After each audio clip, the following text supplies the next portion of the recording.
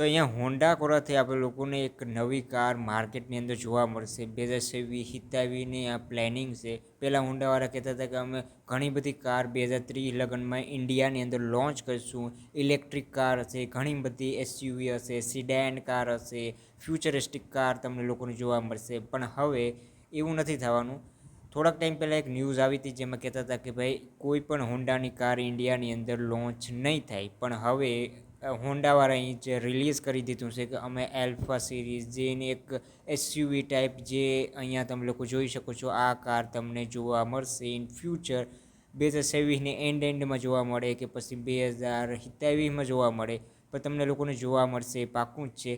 અને અહીંયા 1200 કરોડ રૂપિયાનો પ્રોપર પ્લાન અહીંયા સેટઅપ કરશે. ઇન્ડિયાની અંદર ઈવીને મેન્યુફેક્ચરિંગ કરશે.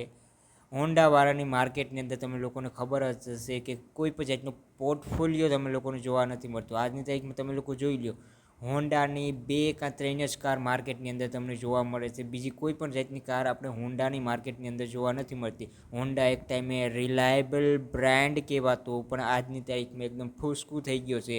તમે લોકો જોઈ શકો છો કે હોન્ડાની કોઈ પણ જાતની કાર તમને લોકોને એવી નહીં હોય કે હા ભાઈ આને ખરીદી શકાય છે. આજની તારીખમાં માર્કેટ આખો ચેન્જ થઈ ગયું છે. જે હોન્ડા સિટી જોવા મળતી હતી, હોન્ડા અમેઝ જે જોવા મળતી હતી એ હવે માર્કેટની અંદર નથી ચાલતી. હવે આપણે લોકોને જોવા મળશે એસયુવી. લોકો એસયુવી જ ખરીદવાનું પસંદ કરે છે. ટાટા હોય, મારુતિ હોય કે પછી તમે ગમે એ બ્રાન્ડને મહિન્દ્રાને લઈ લો. મહિન્દ્રાની કોઈ પણ જાતની આજની તારીખમાં મહિન્દ્રાની એક પણ સિડાન, કૂપે કે પછી હેચબેક કાર જ નથી. માર્કેટની અંદર એસયુવી જ છે. અને એસયુવીનો માર્કેટ છે એ મહિન્દ્રાને ખબર છે, એ માટે મહિન્દ્રા એસયુવી જ લોન્ચ કરે છે માર્કેટની અંદર. They are so many SUVs in market right now, અને લોકો ખરીદે પણ એ જ.